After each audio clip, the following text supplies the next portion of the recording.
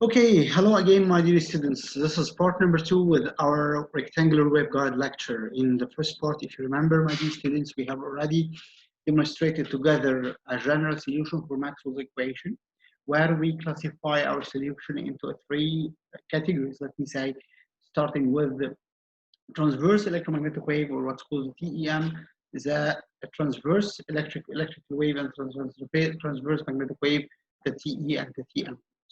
Let me now start sharing my presentation, please, and let's also quickly demonstrate or flashback what we have already learned in the first part in order to continue in our lecture with the second.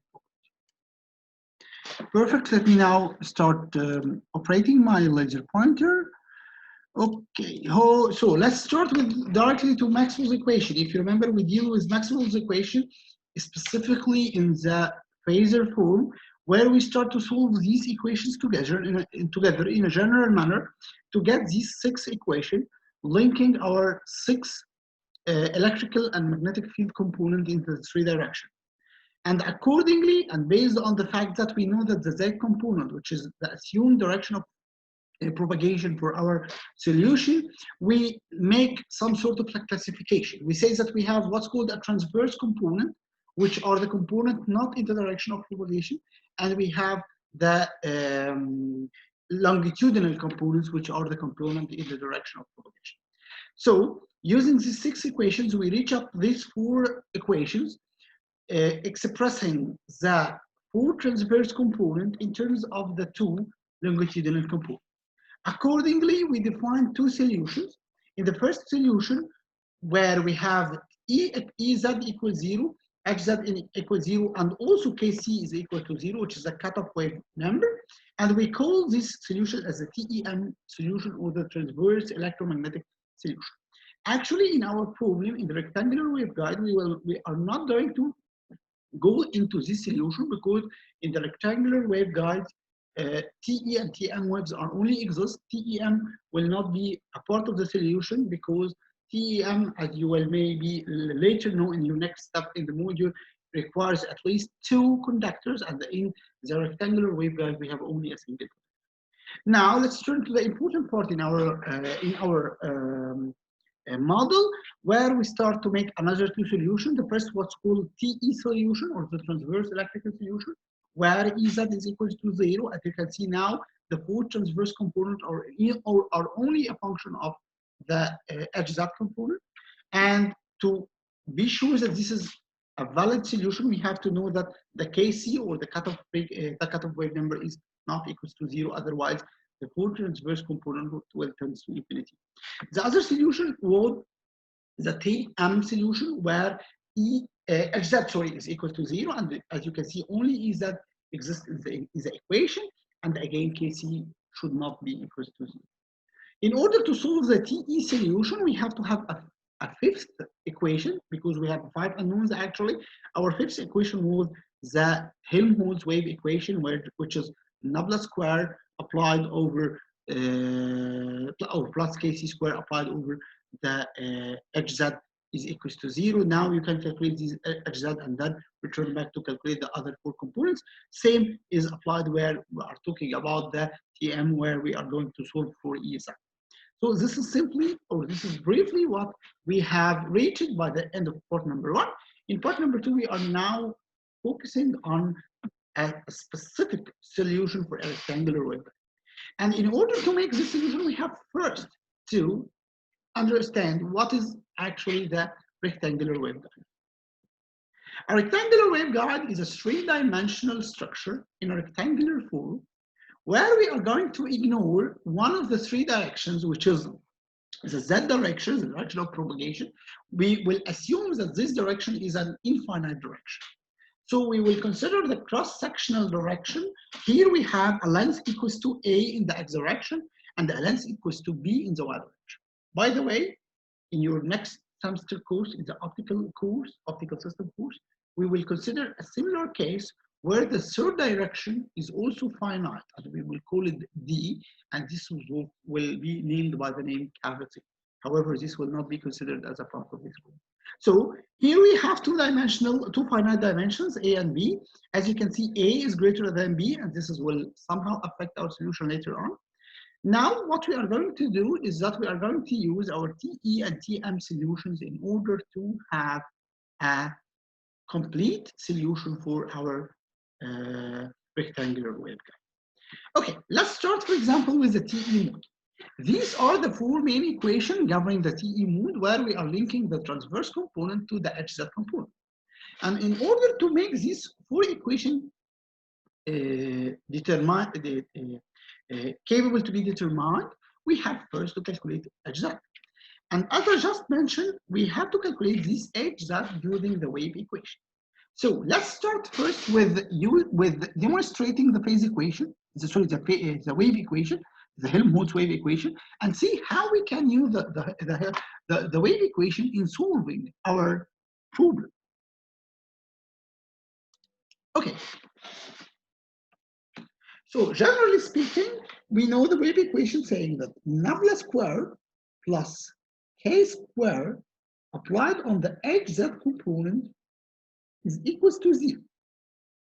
Here, nabla is simply partial 2 by partial x squared plus partial 2 by partial y squared plus partial 2 by partial z squared. K squared, of course, this is a wave number, which is omega square mu epsilon. And hz is a general function in x, y, and z in the z direction. Here, as you know, we can say that this hz of x and y and z is simply small h of z in x and y, as we know already the z component in the terms of e power minus j beta z. Accordingly, this parameter, which is the second derivative with respect to the z, can be determined. Simply, the first derivative will give negative j beta, and the second derivative will give negative j beta squared. So, the partial 2 by partial z squared component in the Laplacian operator can be easily replaced by negative j beta all squared, which is simply negative beta squared. So what I can do now is that I can replace this this partial 2 by partial z squared by negative beta squared.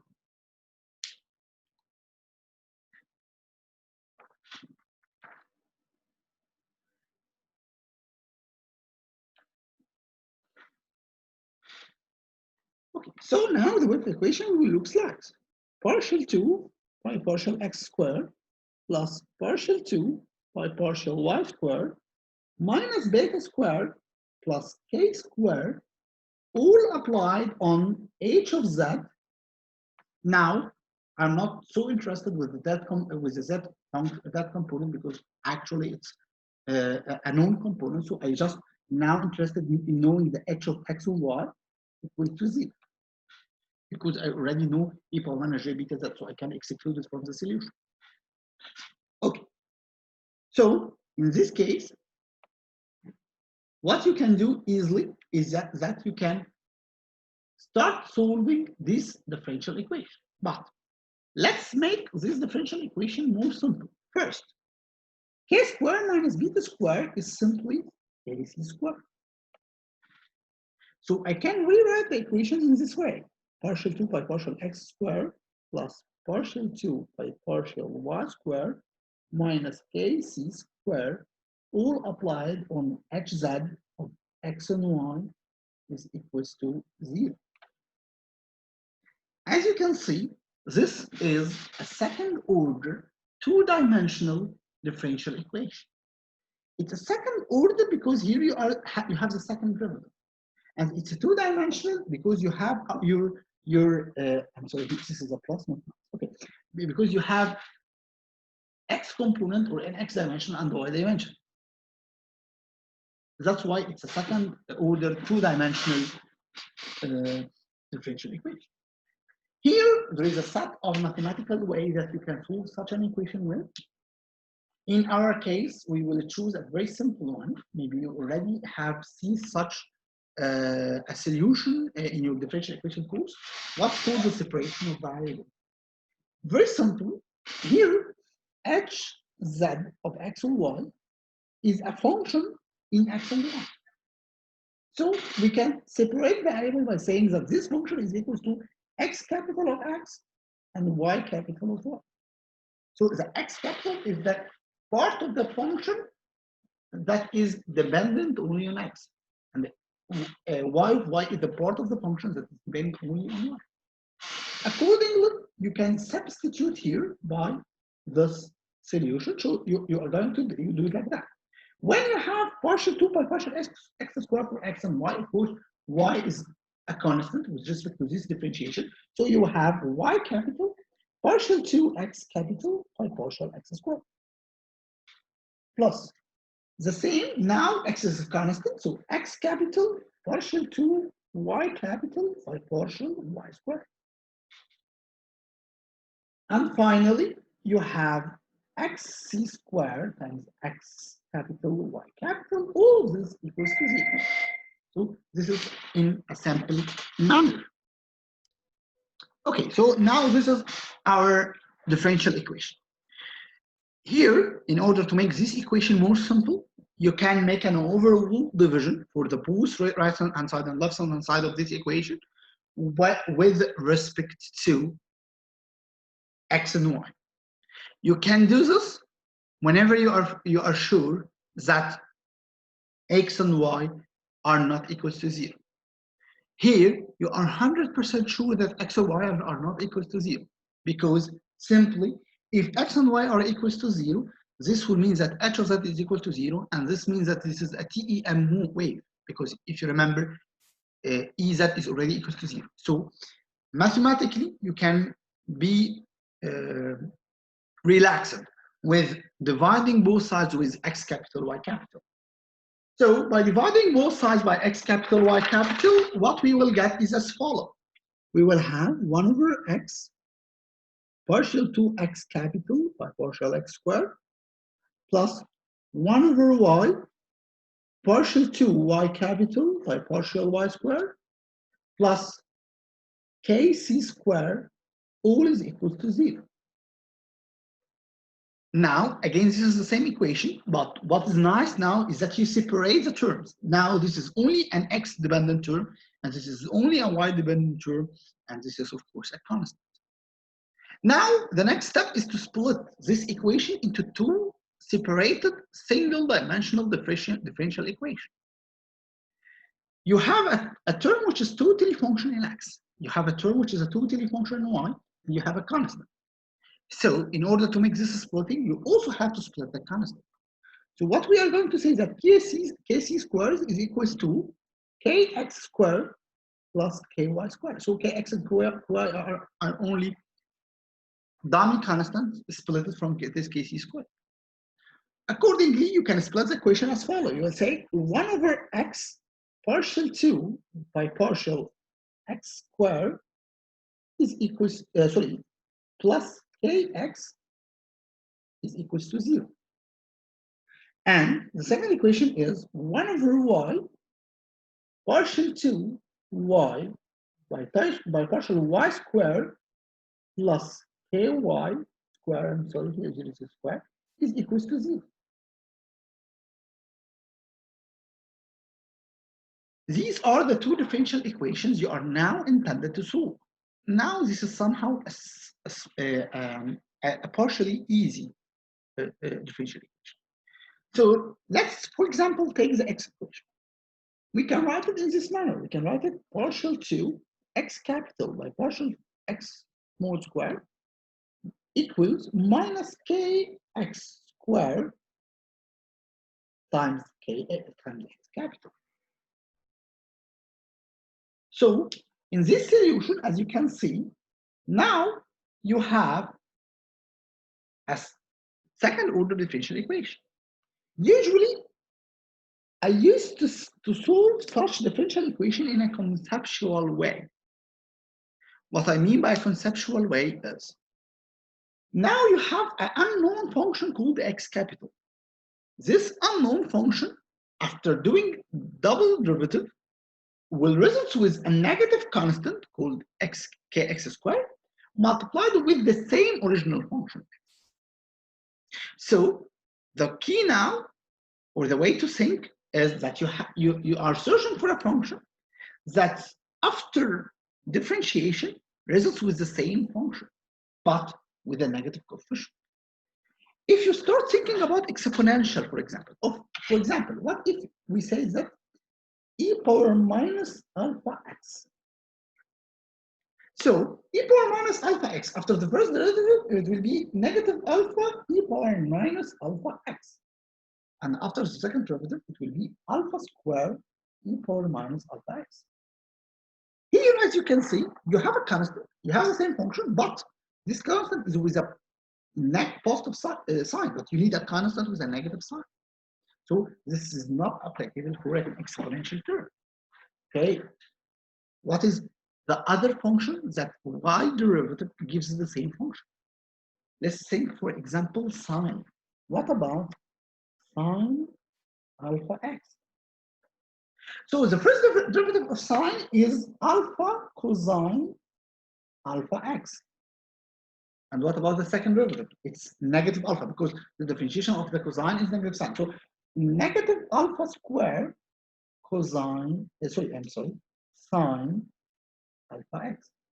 So now, after the second derivative, you got the same function, which is sine alpha x, with a negative constant square, typically the same. Is it only sine? Maybe also cosine. Let's start. Cosine alpha x. Cosine alpha x, the first derivative will be negative alpha sine alpha x. And the second derivative will be negative alpha squared cosine alpha x. So again, the same input function with negative constant square.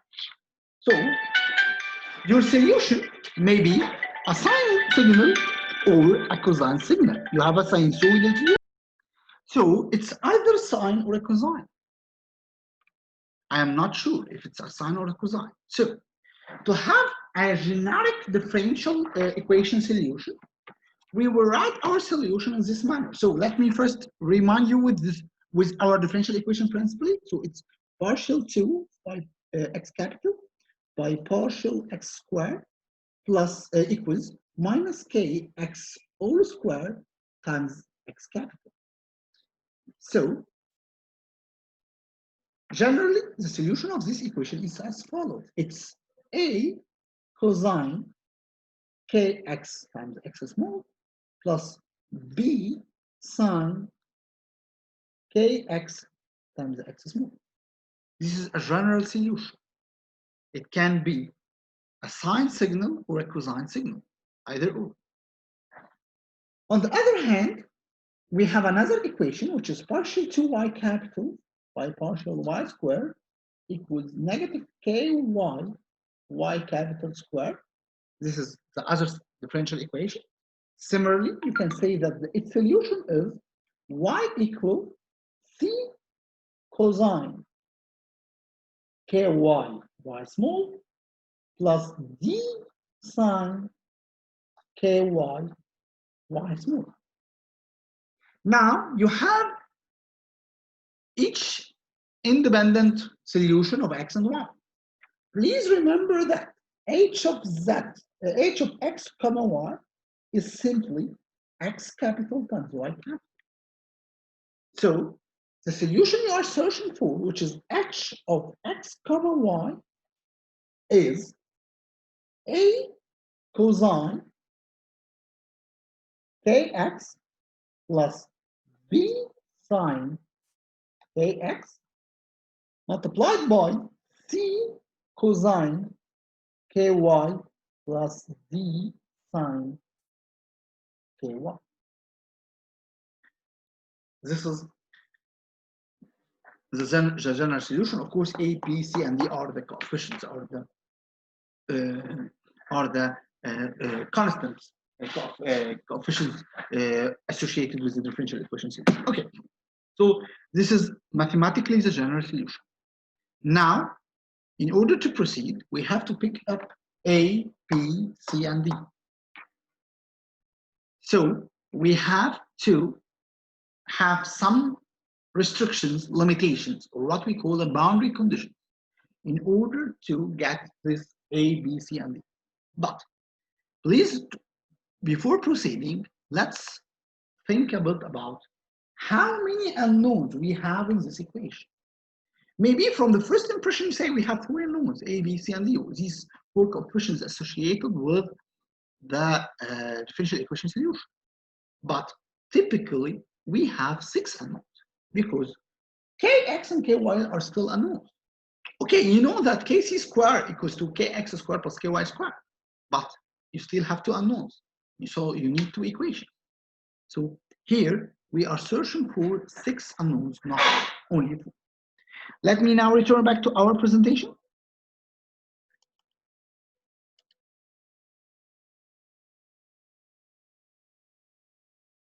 And based on this separation of variable solution, we have reached this general solution, the one I just wrote it for you in our white paper. And what we are searching for is right now, we are searching for a boundary condition. I mean, conditions at the boundaries that can we use to substitute in this equation and know the values of A, B, C, D, and X, Y, like Kx and Ky. Okay. So here we have to return back to our foundational courses in electromagnetism. In our foundational courses in the electromagnetism, we know that no electrical field exists on the surface of a conductor. I believe this piece of information were already known by you in your EM1 course. If you remember, this outer frame of the material, this outer frame of the waveguide is a conductor. By the beginning of this solution, I told you that it's a single conductor, if you remember. So at the boundaries of this waveguide, of this rectangular waveguide, no electrical field will exist. So let me now use my pen for a while. For example, here, this component is equals to 0. What is this component? This is the electrical field in the x direction, so it's Ex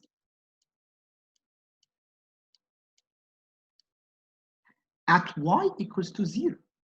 Ex at y equals to 0 will be equals to 0 because no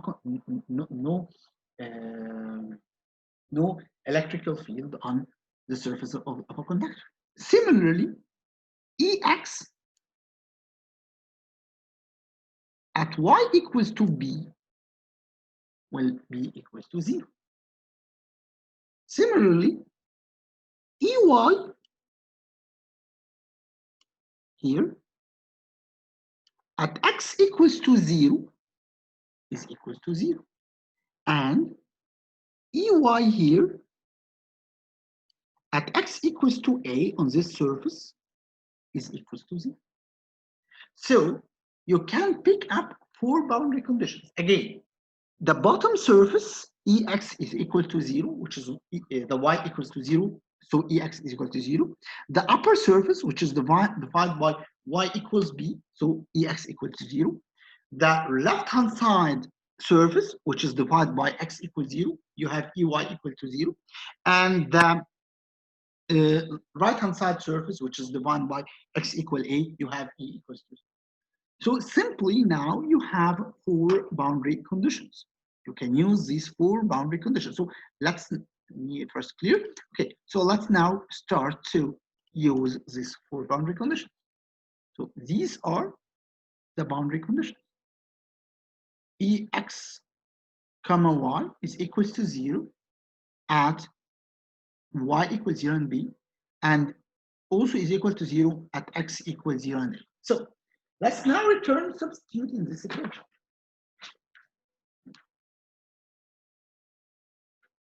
Okay. Again, let's remember the equation. H of x comma 1 is equals to Ax, of course, this is Hz, Don't forget. A cosine kxx plus b sine kxx plus c cosine ky y, and finally plus d sine ky.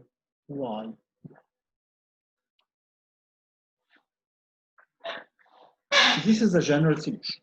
Now, the first boundary condition is that the EX component, which is this one, is equal to 0. Sorry, I'm sorry, the EX component is equal to 0 when y is equals to 0 or y equals to b. But now you have a problem. What you have is not an EX. What you have is an HZ. So you have first to determine EX from HZ so that you are able to calculate this boundary condition, because this boundary condition is applied simply on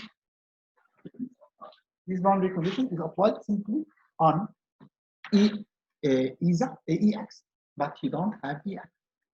So what we are going now is to calculate first EX. The question is, how can we calculate this EX? Or from where we can calculate this EX? Okay, let's search a bit. Let's run back for a second to my slides. And let's now return to, if you remember, these four equations. Here you have a linking between EX and HZ. The equation says that EX equals minus J omega mu over KC squared partial HZ by partial Y. So let's write it in our paper. So EX equals minus J omega mu over KC squared, and then it's the differentiation of partial HZ by partial Y. Okay, so let's do this differentiation. So as this differentiation is with respect to Y, the first term will be constant. So A cosine kx x plus B sine ky y. This is a constant. What we are going is that we are going to differentiate the second term. So the second term, the differentiation of a cosine is a negative sign. So negative C ky sine ky y plus d ky sine, cosine ky y. So this is the EY component. Now you can, sorry, the EX component, I'm sorry. Now you can use this EX component to apply the boundary condition. So first you will put Y equals 0. Let's now put Y equals 0. So first for Y equals 0, let's see. You have negative J omega mu over KC squared. Nothing happened. The first term, which I will call it X capital. So this is a constant term, okay, again. And then here I will substitute by Y equals 0. So sine 0 is equal to 0. So this term will be cancelled. And then we will have d ky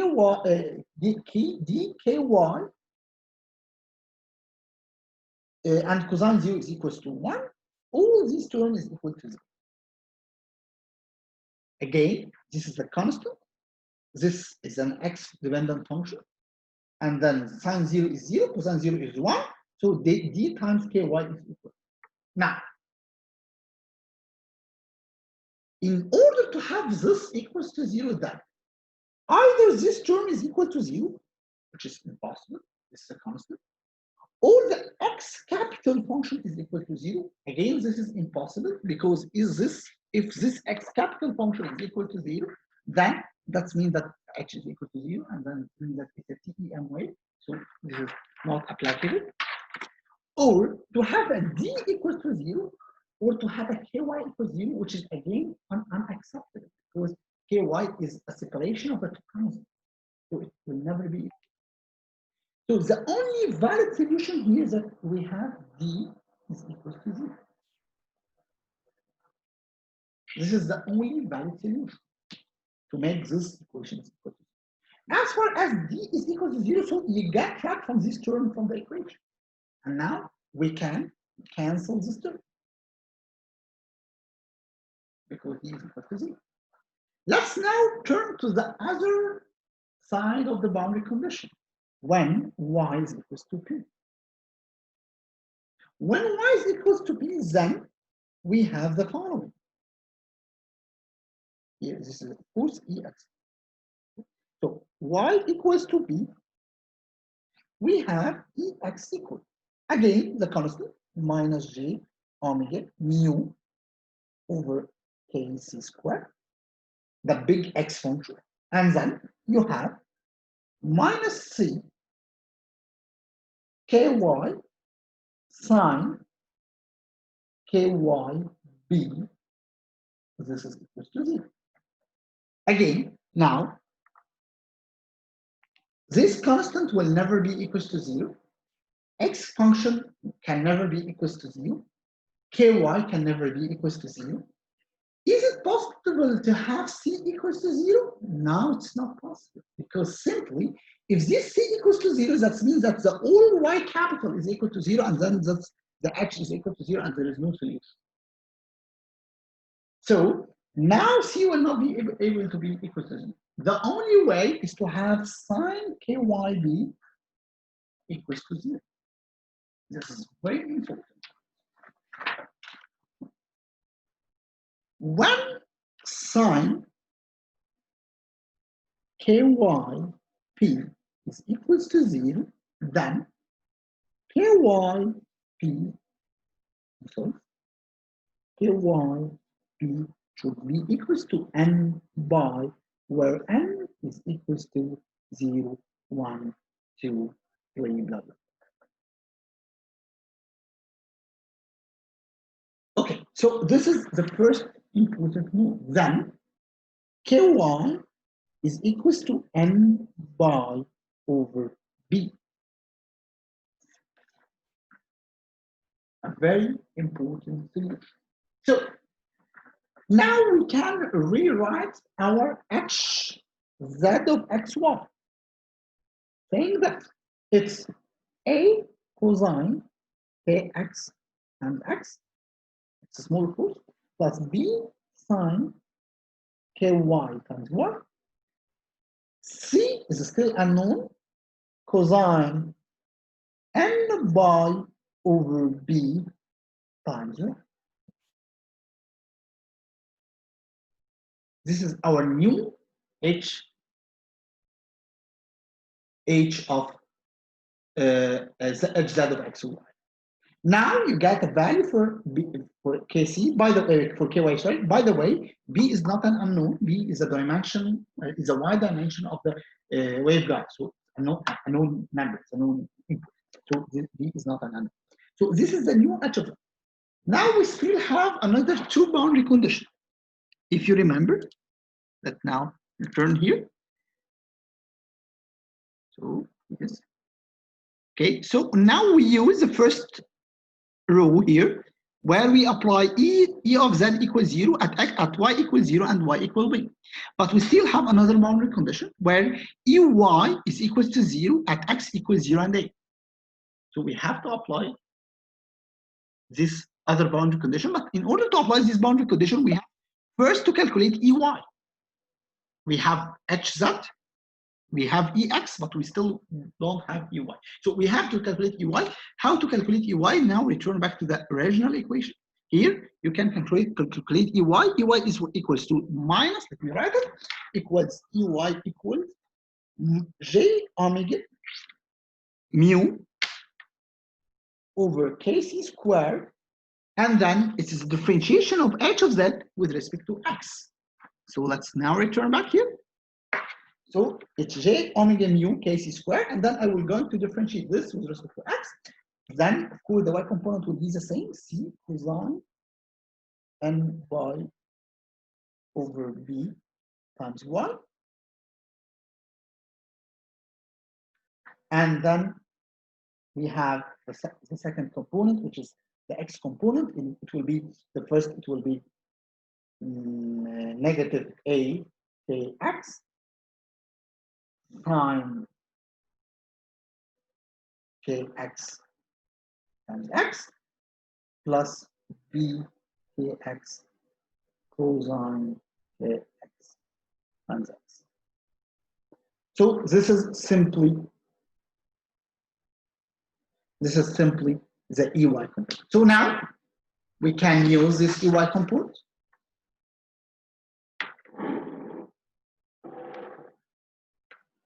So we can now use this EY component, very simple. If you say that this EY is equal to 0 when x equals to 0 or x equals to a. This is the boundary conditions of the surface. So according to this solution, that means that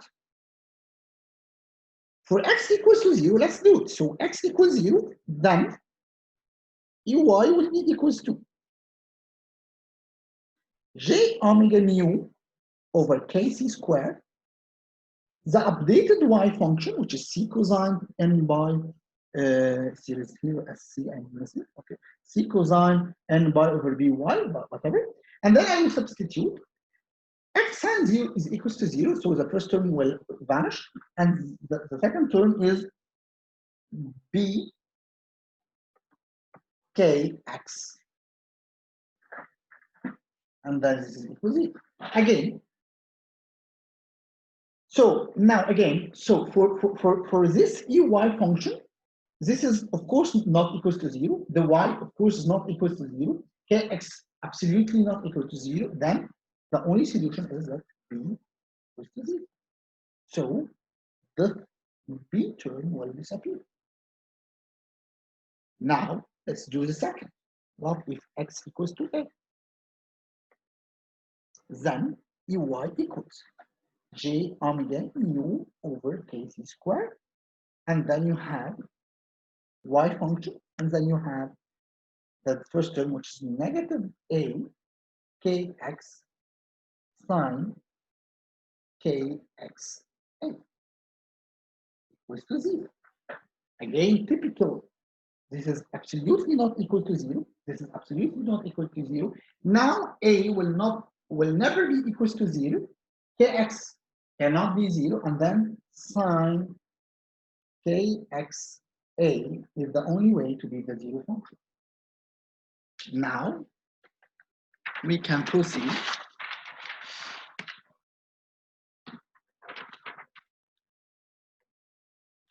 Okay. Sine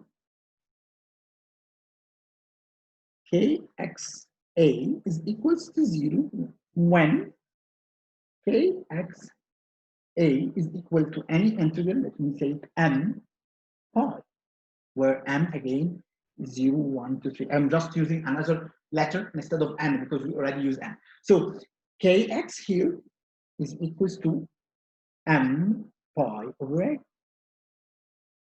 So generally speaking, we can say that h of z of x comma y is equals to any arbitrary constant m and n. I will merge constants together. Cosine m by over a times x sine n by over a over b, I'm sorry, times 1. And this is the h of z component we are searching for. Knowing that kc squared equals to k squared minus beta squared equals to m by over a whole square minus n by over b whole square, which is simply kx squared plus 12 plus ky squared. So this is the general solution. Okay, great. Let's now return back to the slides. So, after getting the boundary condition, we reach this solution, as you can see. Of course, I make a mistake here. The presentation correct me that I forgot to add the z component known term, which is e power minus j beta z, because generally this h of z is not only function of x and y. We excluded that because we know the z, but now we have to re-add it. So generally, h of z is a function in x, y, z. So it's any arbitrary constant a of m of n, cosine m by over a, x cosine n by over b, y, e power minus j beta z. So this is the general solution, or this is the h of z. This h of z is a key player because as far as you know h of z, you can simply return back to these four sets of equations and you can determine hx, hy, ex, and ey just by substitution or by substituting in these differential equations. So very simple equations. You can use it now in order to calculate whatever you want. And as I mentioned, now K or now Kc, here it's written in another way, but beta equal K square minus Kc square, or what we can say that Kc square equal to beta square minus Kc. Okay, this is very important. But let's now proceed. Here, actually, if I told you, if you remember, I told you that in the first week, we will be more toward mathematics. However, here we have to stop a bit and think about concepts. Whenever you have this n by and n by, you have to stop and think about discretity, the discrete medium. Now, these functions are only defined for certain values of m and n. But if there are any limitation on this solution, please remember this slide.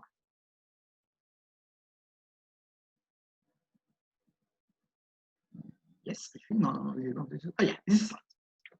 This is a very important slide. If you remember in this slide, I told you that for a TE mode, we have to set Ez is equal to 0 because it's transverse electrical mode, okay? And then we can calculate the transverse component in terms of that component, HZ component, no problem. This is perfect. This is typically what we do. But we say that in order to set that this solution is valid, okay, so if we recognize these equations, in this equation we say that the limit is to have h of z exist and e of z is equal to 0. That's why it's called the transverse electrical wave. But we also set a very important another restriction, which is that Kc shouldn't be equal to 0. That's why we said here that k square minus beta square not be equal to 0. But this is also another important definition here. So let me return back to my whiteboard. Here we say that Kc square can never be equal to 0 in the TE way, which means that k square minus beta square is not equal to 0. That's perfect. But let's see it from another perspective. Beta square equals to k square minus kc square. Or beta is equals to root k square minus kc square. Perfect. What if k is greater than kc, then this beta will be rare. But if k is smaller than kc, then this will lead to a very critical condition. Then beta will be imaginary. And if you remember, our exponential term is e power minus j beta z. So if beta is an imaginary parameter, if beta is an imaginary parameter, then beta will turn this exponential to be in an attenuation form rather than a propagation form.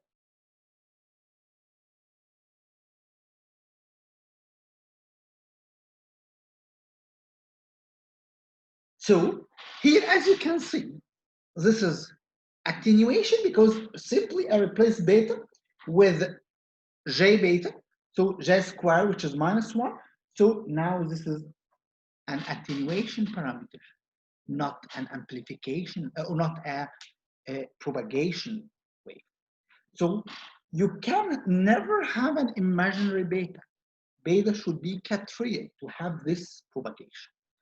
Accordingly, we can set this very important condition that K should be all the time greater than Kc. Let's remember, K equals omega root mu epsilon. And Kc square equals, if you remember, Kx square, which is m by over a square plus n by over b square. So Kc equals to root by over a square plus n by over b square. Accordingly, we can set now the limit that omega root mu epsilon should be all the time greater than root m by over a square plus n by over b square. This omega is simply the 2 pi f. Here we can set what's called the cut-off frequency. So the cut-off frequency is simply the minimum frequency needed in order to operate this rectangular waveguide. If the frequency is smaller than this value, then the equation or the condition where K is greater than Kc, or the wave number is greater than the cutoff wave number, will not occur.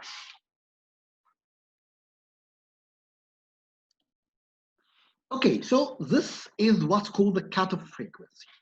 So at this frequency, if this frequency is greater, or if the operating frequency of the waveguide is greater than this cutoff frequency, then you will have modes, you will have TE modes specifically working. If this frequency is smaller than this cutoff frequency, then no modes will operate, no TE modes will operate. The other extremely important observation that the frequency here is a discrete, it's not a continuous function. I mean, for example, when you put m and n equals 1 and 1, you will get a frequency. Then you will put m equal 1 and n equal 2, you will get another frequency. Between these two frequencies, no operation. The TE modes will not propagate.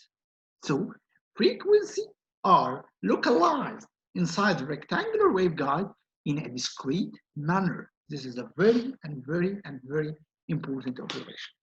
Again, let's turn back to our slides. Okay, so I believe now you can see it.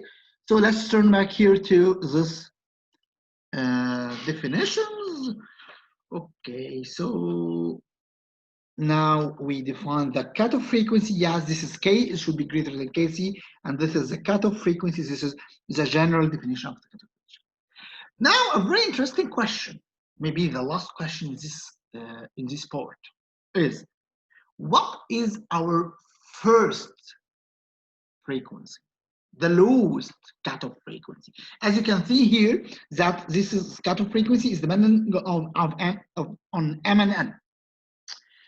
So, for example, it is impossible to put m equals 0 and n equals 0, because simply if you put both m is equal 0 and n equals 0, you will get 0. So this is not a trivial, this is a trivial case, and it's not considered. So the first operating frequency is either to put m equal 1 and n equal 2, or to put m equal 1 and n equal 0, or to put m equals 0 and n equal 1. This is the fundamental. Here you have to return back to the geometry. As you remember, A is greater than B. So 1 over A is smaller than 1 over B. So the first cutoff frequency will occur when M is 1 and N is 0. So this is what we call the fundamental frequency or the fundamental mode, which we will call later on TE10. What do we mean by TE10? Simply that the M equal 1 and N equal 0. So by substituting here, you can say that we have here pi over A, and then pi is cancelled with pi, till we have 1 over 2A root mu epsilon, and this is the minimum or the fundamental mode in our TE rectangular waveguide. Okay, so again, as I mentioned earlier, we already have the h of z, so you can go back to this 4 set of equations and you can substitute to calculate the other electrical and magnetic components. Here are all the electrical and magnetic components we have.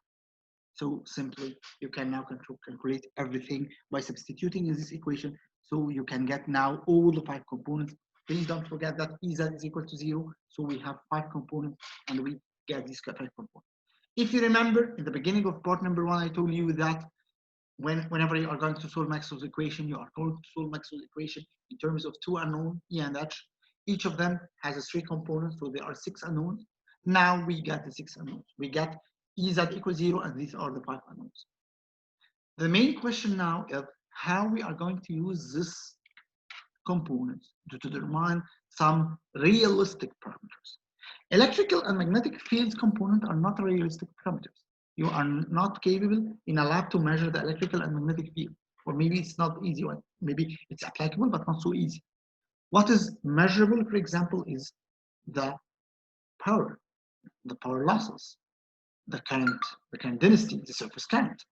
So in the next week, inshallah, we are going to think how we are going to make use of these electrical and magnetic field components in order to determine some, what I call it, realistic parameters. Additionally, we are going to make a completely analogy for this by solving what's called the TM mode. If you remember, in the TM mode, we have Hz equals 0 and Ez exists, so we have another 5 components. So we are going to solve together the TM modes also for the rectangular waveguide. This is all for part number 1, week 1 in our waveguides lecture. Thank you very much for your concentration. Hope that we satisfy your expectation, and see you in next week, inshallah. Thank you, and see you later on.